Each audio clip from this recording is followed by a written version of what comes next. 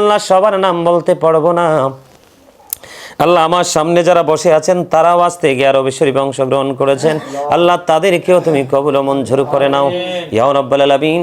আল্লাহ যারা যেই পবিত্র আশা নিয়েছে পবিত্র আশাগুলো পুরো করে দাও আল্লাহ। সকল নোংরা চিন্তা শয়তানের ওয়াসওয়াসা এসে থাকলে সবগুলোকে তুমি নির্মূল করে দাও, নির্মূল করে দাও ইয়া রাব্বাল আলামিন। তাদের আপন স্বজন, আমাদের আপন স্বজন, মা বাবা, দাদা দাদি, নানা নানি, আত্মীয় স্বজন, ভাই ব্রাদার, স্ত্রী সন্তান, যে যেখানে আছে সবাইকে তোমার কুদরতে তুলে দিলাম। জামিন তুমি আল্লাহ নিজে হয়ে যাও ইয়া রাব্বাল আলামিন।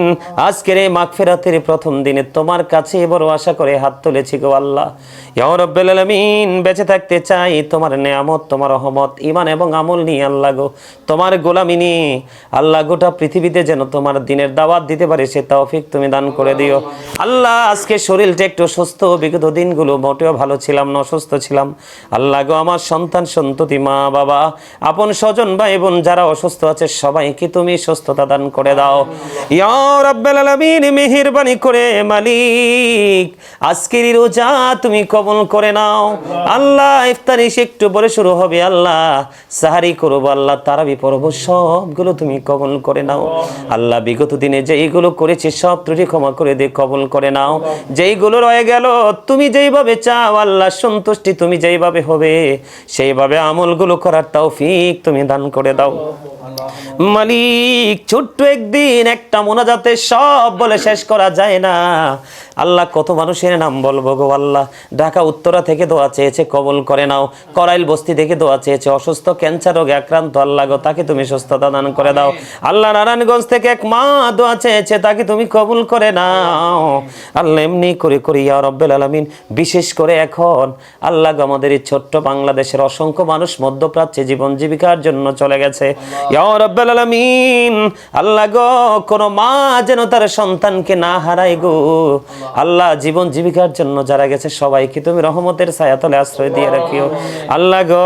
বাংলাদেশের কোন একটা নাগরিকের মৃত্যুর খবর যেন শুনতে না পাই, এবং গোটা পৃথিবীর বুকে যারা আল্লাহ তুমি এবং তোমার হাবিবের পাগল ইমানদার মুমিন মুসলমান নরনারীরা, যুবক যুবতীরা আছে আল্লাহ, তাদের সবাইকে তুমি পরিপূর্ণ হেফাজত তুমি করে নাও ইয়া রাব্বাল আলামিন। যুদ্ধ চাই না, যদিও যুদ্ধ হবে আমার রাসূল বলে গেছে গো আল্লাহ, একদিন মুসলমান বিজয়ী হবে ইয়া রাব্বাল আলামিন। অনেক ক্ষতি হবে মুসলমানের, মুসলমানকে পৃথিবীর জমিনে কচুকাটা করা হবে গো আল্লাহ ইয়া রাব্বাল আলামিন।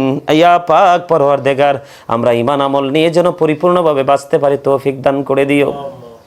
জীবনের গুনাহগুলি মাফ করে দিও আল্লাহ।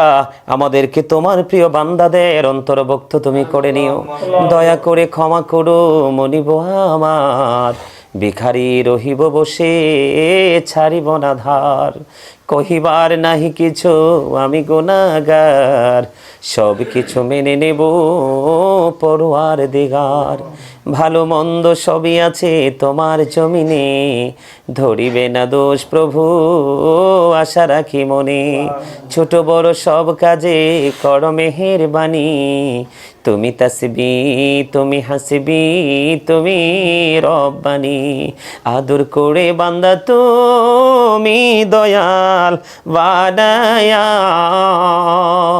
কেমন করে জাহান্নামে ফালাইবা। অমনি আল্লাহ গো আমাদেরকে মরার আগে সোনার মদিনা তুমি দেখাইও, মৃত্যু তো আসার আগে জীবনের গুনাহগুলো তুমি মাফ করে দিও আল্লাহ গো।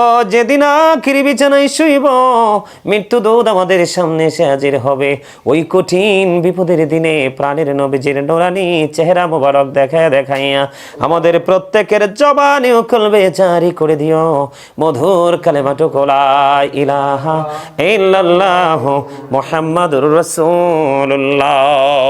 আসসালামু আলাইকুম ওয়া রাহমাতুল্লাহ।